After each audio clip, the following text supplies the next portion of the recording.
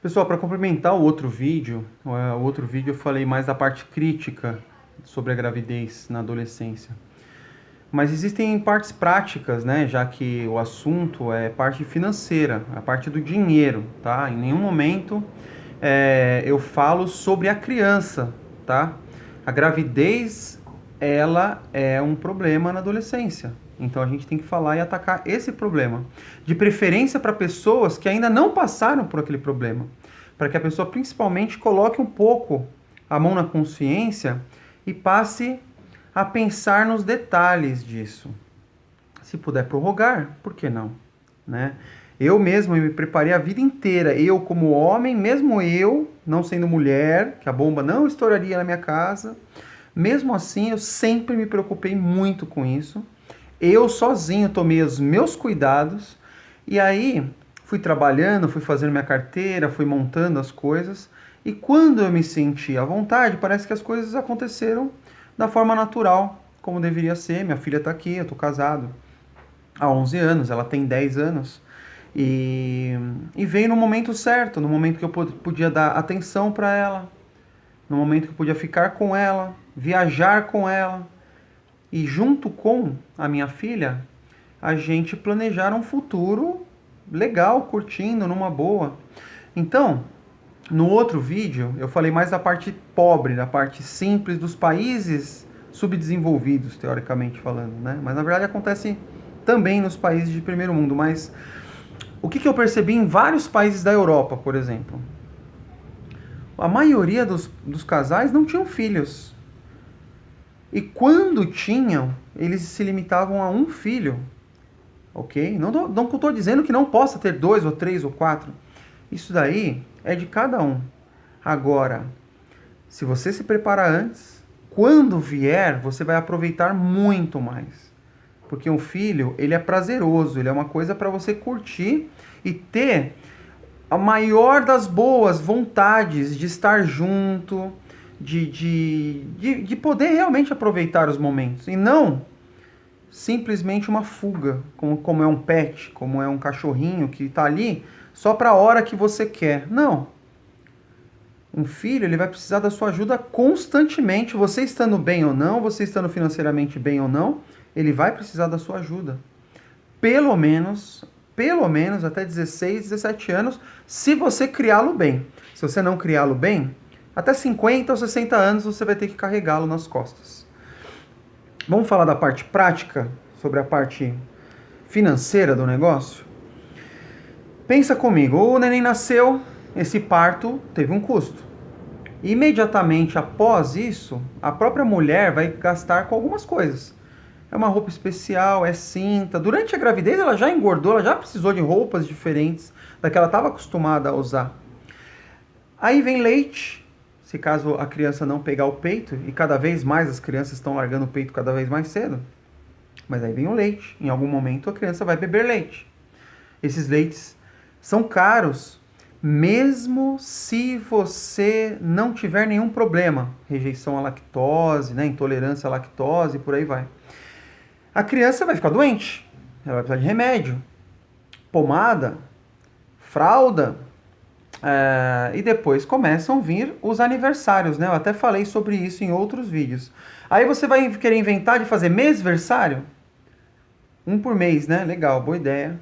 Pois aniversários anuais. A criança às vezes também vai querer passear. Não tem custos fazer os passeios? A criança vai precisar entrar numa escola, certo? O quanto antes, melhor. Todos os custos que uma criança tem. Existem estudos que uma criança de uma classe baixa da sociedade custa, no mínimo, até os seus 17 anos, né, até antes dela ser adulta, no mínimo 500 mil reais. Existem outros estudos que uma criança criada numa família média baixa até uma média alta, existem valores que oscilam, né? Daí entram viagens, formatura e por aí vai, de 1 a 3 milhões de reais. E uma criança numa família rica, ela não sai por menos até os 18 anos, por menos de 5 milhões de reais. já incluindo viagenzinha para Disney, roupinha de marca e todos aqueles quitutes que uma criança mimada precisa ter. Então, eu só quero dizer da parte financeira o seguinte: qualquer que seja a sua classe social, esse dinheiro de tudo que eu falei, aplicado, guardado com disciplina, vai fazer com que lá na frente você tenha um montante para que você possa ter esse filho com muito mais tranquilidade. O recado é esse. Tem que ver qual tempo, em qual período da sua vida você vai querer. Enquanto você está montando uma vida ainda, montando ainda um estudo, uma carreira ou um comércio, ou você ainda está planejando ter uma família, ou depois que já está tudo montado, depois que está estruturado, que você tem tempo, que a sua cabeça está mais adulta, que principalmente você já não dependa mais de papai, mamãe e vovó. Quando você já está pagando as suas contas, água, luz, PTU, IPVA, convênio, condomínio, aluguel, sei lá, ou não pagando aluguel, né? Você já está na sua própria casa. Então, esse é o problema entre famílias mais pobres ou mais simples ou que passam dificuldades financeiras e outras famílias mais ricas. E é por isso que nos países mais pobres, como é o Brasil, essa diferença está ficando cada vez maior. Existem pessoas lá da sociedade, né, do pessoal mais alto, da classe média alta, pessoal mais rico, que está se limitando a não ter filhos ou ter um filho só.